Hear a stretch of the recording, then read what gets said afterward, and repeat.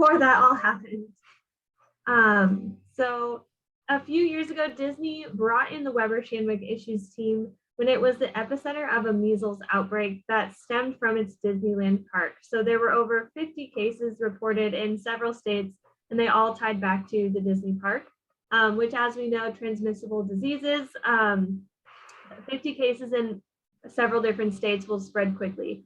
And the situation was fast moving and complex, and there were a huge just volume of media coverage and social media commentary. So given the wide variety of opinions on vaccinations, which again, we're all very familiar with now, but a few years ago, the topic wasn't as widely discussed, but there were still those controversial opinions, and also a limited understanding of measles in general. Weber Shandwick was tasked with finding out how do we position Disney as working toward a solution and providing a source of accurate information. So as the situation continued to escalate, the disease continued to spread. There were more confirmed cases of measles tied to the park, and Disney was put at the center of the vaccination debate. It's also, Disney is such a notable name. It's such a great company to put in a headline from a media perspective as far as what people are going to click on. But for Disney, that's not a place they wanted to be. So Weber Shandwick was tasked with moving that conversation away from focusing solely on Disney parks and the Disney brand and reframing the dialogue just around the broader public health awareness and also communicating the safety measures and the public health issues that were resurfacing as a result of this outbreak. So part of our response here, we created messaging that reinforced the safety measures that Disney had taken in response to this and just made it very clear that it is safe for vaccinated guests to visit the park. We also conducted strategic outreach and worked with influencers to address these public health themes in these conversations, acknowledging that Disney had handled the situation appropriately. And we worked with our digital and search engine optimization experts to ensure that we were the driving source of that conversation and leading as many eyes as possible to the Disney, verified content, and making sure they were getting that accurate information and to help drive the Disney messaging on social media and in traditional media. And then we also helped Disney bolster their contingency planning for other cases and to help prevent the spread of future illnesses and prepare for similar situations in the future. Little did we know that would come in handy, but it was, especially at the time, such a unique case. And it's just one of those that we kind of look back on now and chuckle a little bit if we only knew. But that's a really interesting one. That's the Weber Shandwick work. Did you have specific questions about it? No, just that I had never heard of it. I didn't ever hear about it, and that blew me away that something like that could happen, and I would have had just no idea. That means we did a good job. Yeah, I was gonna say that's the goal. Yeah.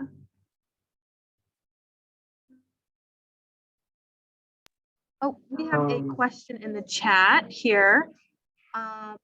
Did you guys work with the Weber Shandwick team in California on that? And if you did, how did you collaborate? So that's a great question. Especially in an issues or crisis situation, we have crisis experts that sit in pretty much every office. Some have more than others. So in this case, our New York City Weber Shandwick has kind of the biggest hub of crisis and issues people. And we do, again, leverage the expertise of the network to pull in the right people for the right crisis. So we also recognize there's so much value in partnering with those local teams who know the media market, who know the landscape better. So it's something where Weber Shandwick does a really good job collaborating across the network to pull in the right people and partner with the local teams. So for this case, it was both.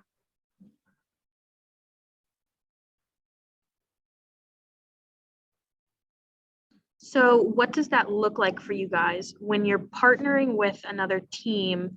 What is is it I mean, obviously there's time zone differences and things, or is everybody like, I guess this is pre-pandemic, so is everybody traveling to California? Kind of what does that look like?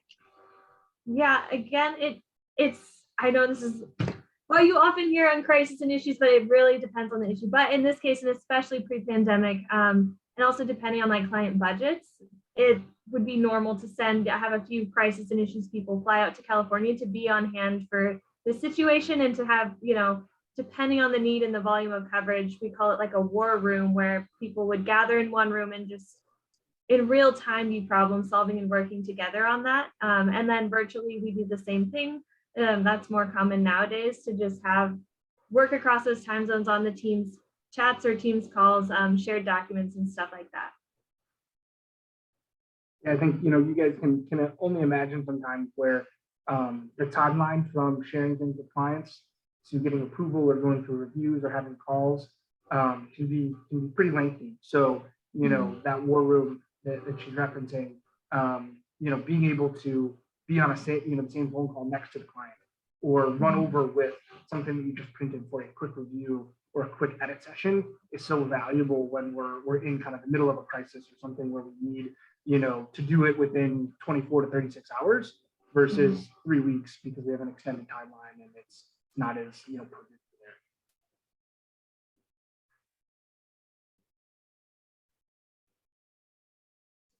Okay, so I think what we're going to do next is we're going to head into breakout rooms. There are going to be, I believe, 3 breakout rooms, two breakout rooms, one for each of two of our speakers that are going to be joining us, and everyone will have the option to jump to either breakout room to meet and network with people, and get to know them and ask questions about Weber, about career, about anything. I will be sharing the LinkedIns of everyone who spoke today, including the people that are no longer here on the call. So don't worry if you didn't get that yet, you'll still be able to get that. Here shortly, here just in a second or two, you should be able to pop up with a breakout room and you can pick which one to go to. Awesome. Thanks, everybody. Yep. And then we have 2 speakers. So there's 4 rooms, but we have 2 speakers left. So you guys can go see David or Nicole. Go ahead and join one of those 2 rooms. You should be able to just jump in.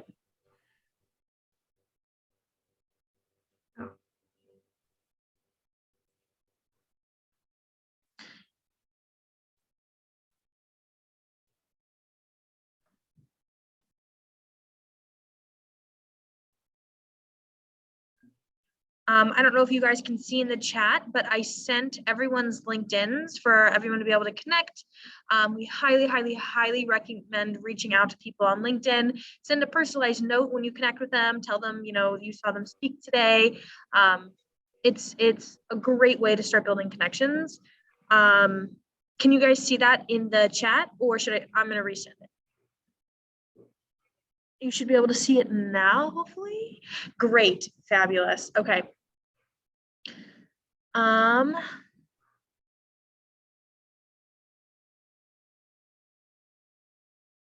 All right.